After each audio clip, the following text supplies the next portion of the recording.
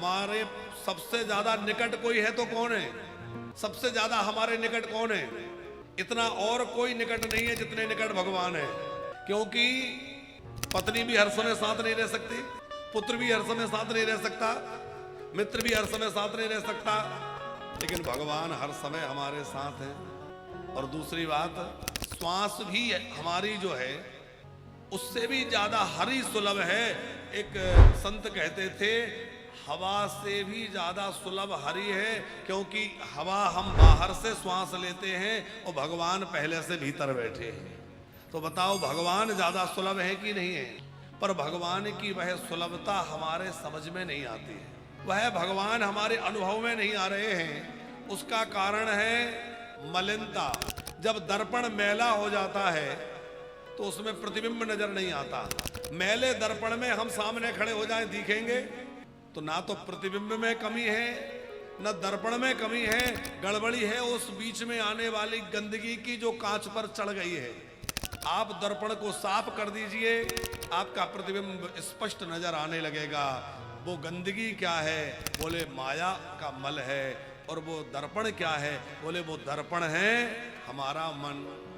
हमारा मन दर्पण है। और मन रूपी दर्पण पर जो है संसार के विषय भोगों की वासना की ऐसी गंदगी चिपक गई है कि उसके कारण हमारे हृदय में बैठे भगवान भी हमें नजर नहीं आ रहे हैं। मुकुर मलिन अरु नयन विहीना, राम रूप देखहि किमि दीना। तो क्या करें? बोले दो काम करना है। एक तो दृष्टि में जो धुंधलापन आ गया है, हमारी दृष्टि जो कमजोर हो गई, मोतियाबिंद हो गया, उस आंखों का ऑपरेशन कराइए। दृष्टि का धुंधलापन क्या है? दृष्टि का धुंधलापन है अज्ञानता। जब ज्ञान की दृष्टि प्राप्त होगी तो हमारे को स्पष्ट दिखने लगेगा। जैसे जैसे ज्ञान बढ़ता है तो व्यक्ति की दृष्टि उतनी अधिक तीव्र होती जाती है। अभी हम जब छोटे गांव में रहते थे तो हमें थोड़ा सा ज्ञान था तो हम थोड़ी चीजें देख पाते थे। छोटे बच्चे थे, थोड़ा ज्ञान था, थोड़ी चीजें ही देख पाते थे। हमें 5 किलोमीटर दूर जाना भी बहुत दूर लगता था।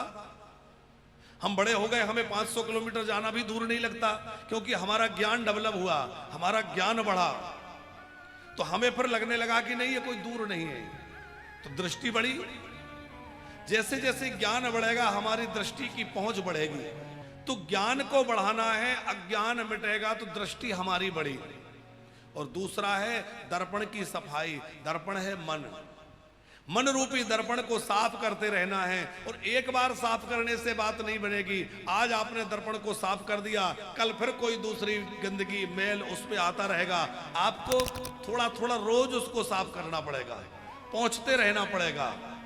ये मन हमारा दर्पण है। इस मन रूपी दर्पण को साफ करते रहें। किससे? बोले भगवान के नाम से और भगवान की कथा से। रोज कथा सुनते रहेंगे तो मान लीजिए रोज कपड़ा लग रहा है दर्पण पर, रोज नाम जप रहे हैं तो समझ लो रोज सफाई हो रही है उसकी। और दर्पण जब निर्मल बना रहेगा एकदम तो स्पष्ट भगवान दिखेंगे। और जिन जिनका मन रूपी दर्पण स्वच्छ हो गया है उनको सब जगह परमात्मा नजर आते हैं। तो हमें भागवत का आश्रय प्राप्त है, जो भागवत मन को निर्मल बनाने में बड़ा श्रेष्ठ साधन है। और वह भी देखो साधन भी बड़ा अद्भुत है, भागवत का आश्रय है। काल भी बड़ा पवित्र है। समय कौन सा है? पुरुषोत्तम मास।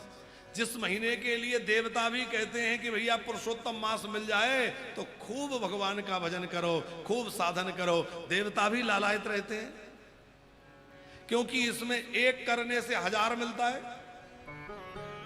तो साधन भी पवित्र है और काल भी पवित्र है। समय का बहुत बड़ा खेल है। कोई समय ऐसा होता है जिस समय में आप मिट्टी छुएंगे सोना बन जाएगी, और कोई समय ऐसा आता है जीवन में आप सोना भी उठाते तो मिट्टी हो जाता है। समय समय की बात है।